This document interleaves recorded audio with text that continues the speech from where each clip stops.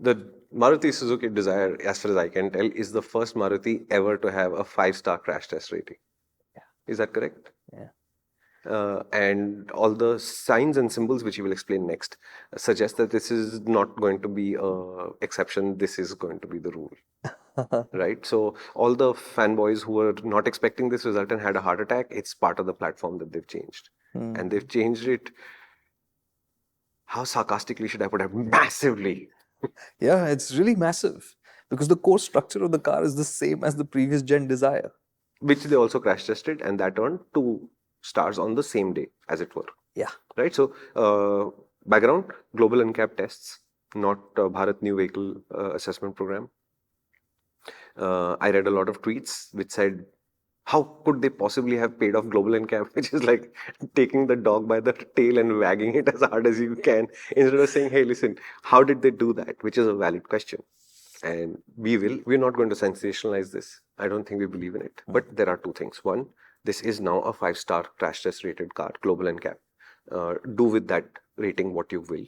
It certainly breaks a lot of perceptions for Maruti. We have 2 stories on the channel that we'd like you to see. I'll leave links to both in the pinned comment. The cards, I don't know that you'll find them, so pinned comment is safe. So one is the idea that there is perceived safety and real safety, and they don't always match. Right? You press the skin of a car and see the metal is really tinny. It must not be a safe car. This is a perception. That skin, nothing connected to safety at all. Right? On the other side, we have a second story, which is from the podcast, which is called Disconnect, where we did an episode discussing what crash test ratings are about, how do they create those ratings, what do they actually imply, and what should you interpret from those results. And our big conclusion has always been, step one, learn to drive better, conduct yourself well, have those skills, then rely on the crash test structure of a car as your last line of defense. When you reverse this process, you're just in trouble, no matter how many stars your car got. Is it not true that a 5-star rated car would be superior to have an accident in than a 2-star car? Yes, absolutely. Why in a crash? And if you externalize this every single time, saying accidents happen to me, you're effectively saying that you are a helpless human being trying to get to the other side of your life, which, if you think about it, is a pathetic way to live. Right.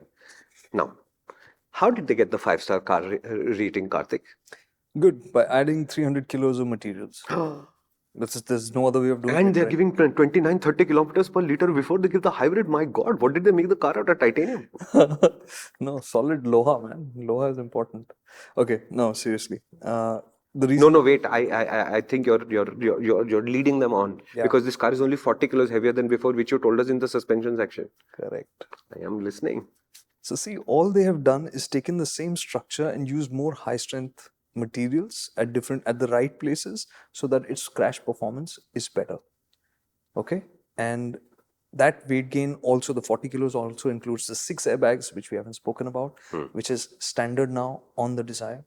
And wait, the 2-star rating was because there were only 2 airbags in that car, and it was below the number of airbags needed to earn the 3rd star, not the crash performance itself. So that's the other thing that you need to keep in mind, that because the old Desire got 2 stars, and somebody was making a joke that, yeah, you'll still be traveling by a Desire that's not safe for much longer than the 5-star rated one because they are the cabs. But let's remember that for the GNCAP tests, for you to be able to go beyond a particular star rating, you have to have some equipment as standard. Right. If you don't have that, it cannot go further. Yeah, in fact, I'd go so far as to say, we've discussed this, so I won't belabor the point. If you see a 0 rated crash test, a 0 rated is a disqualification, which doesn't mean a poor crash. It means some amount of equipment that is the basic required by that standard to achieve a star. Correct. Doesn't exist. And it could be as simple as, for example, Latin NCAP might say, we need electronic stability programs as standard if you are to earn any stars at all before we crash test it. And when a car shows up without the electronic stability program, no matter how the results of the crash test are, it will remain a 0-star car because it doesn't have the electronic stability program. And that's a great example because the Baleno, which got 0 stars in Latin NCAP, is not because it was crap in terms of crash test performance. Its body shell was rated stable. But it just doesn't have the mandatory requirements in terms of ESP or 6 airbags. Correct. And therefore, it is disqualified. So Yeah, I'm sorry. Again, not going to belabor the point, but also remember Latin NCAP not equal to Euro NCAP, not equal to Australian NCAP, NZ, Oz NCAP, whatever they call it, NCAP, ASEAN and ANCAP. Not equal to China's equivalent, not equal to Japan, which has interfered with these crash test ratings before, not equal to Bharat New Vehicle Assessment Program, not equal to Global NCAP. They all not equal to the IIHS, the American thing. They all have their own ways of interpreting how should a crash test be conducted, what tests are mandatory, what are optional, how do you earn the fifth star, etc., etc., etc. So when a car goes to another market and earns a certain number of stars, honestly, unless you read the standard and correlate the standard, those numbers mean nothing to you. You do not understand them. So this is a big step, undoubtedly. Are we surprised by it? No. Never have we thought that they are incapable of delivering this or that the cars were uh, poorly made in the first place. That they could do more? Yes. But have they done enough? Yes. Finally. But to be the No, devil's for me, advocate. I also said in the past, before this 5-star rating, right? And we've said this before, as an Ignis owner, what do I look for? I look for a car that I'm comfortable driving and confident with for much longer. And that's a combination of the suspension, the engine, the chassis, all of that. And today, the Dzire getting it, and which is why we're pointing it out, the weight difference is 40 kilos, including new equipment. So it's not like they've gone and created this new tank of a chassis and therefore this performance has come. You would see an impact of that even on the fuel efficiency and the drivability. They've improved all of that, right?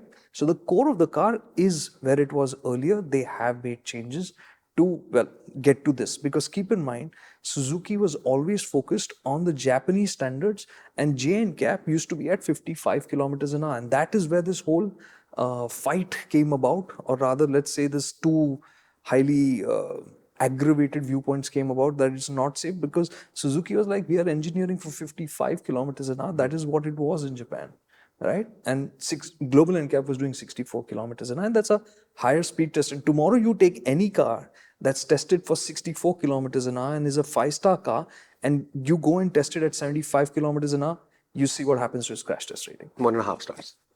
Thank you for showing up. Participation certificate. So that will happen.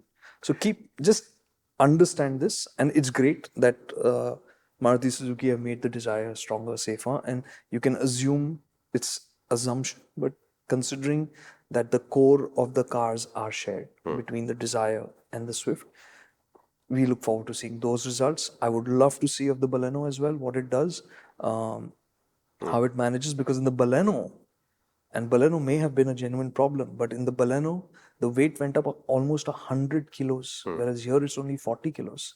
And that's without 6 airbags and all of that. Correct. So Baleno, they did some serious beefing up. So it will be interesting to see what happens over there. Okay. As of now, I think the one thing that I want to call out again on this safety front, and it's the simpler stuff that we want Maruti Suzuki to do more, is to provide electronic stability aids, which are crucial, and these should be standard. And relative to the Swift, this is getting a tire pressure monitoring system, a proper one, which means it's giving you pressure readouts. But you can see that this was kind of a solution that they figured out on the way, because the display for this is only on the touchscreen infotainment, whereas usually it should be on the MID. yeah, it should be on the MID. So it's not over there, and this should be standard. It's not standard. As a company, and any of the companies that are talking about safety, and you want to go beyond star ratings, I think it's mandatory that you should have a TPMS. Hatchbacks should have rear windscreen wipers and washers, so that in all kinds of conditions that we have in India, you can be driving safe and feel more in control. And with every manufacturer, I think it should be mandatory when you're selling a car on the basis of star ratings. It's also your duty to tell the buyer that that is your last resort. That is when nothing else works, that will be there as a cushion. It's not a fail-safe. It's just there as a cushion. We should start a country and use the same strategy to invite affluent immigrants to come.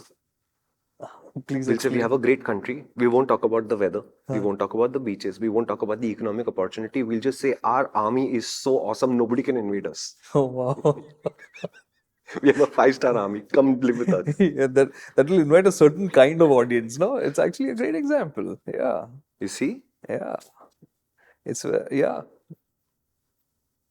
That's a good one, man. I've been told I'm too jocular in these calls to action, so I have to be very serious about this. So I'm glad you enjoyed this clip. I hope you've liked. I hope you've shared. I hope you've subscribed. And what I'm hoping for is now you'll come to our main channel, MotorInc. This video is a clip from one of our much longer videos where we discuss this idea in great detail. Come and watch it there with us, and then you'll find me there on the other side asking you for more likes, shares, and subscribes there. Oh no, I'm supposed to be serious. Apologies.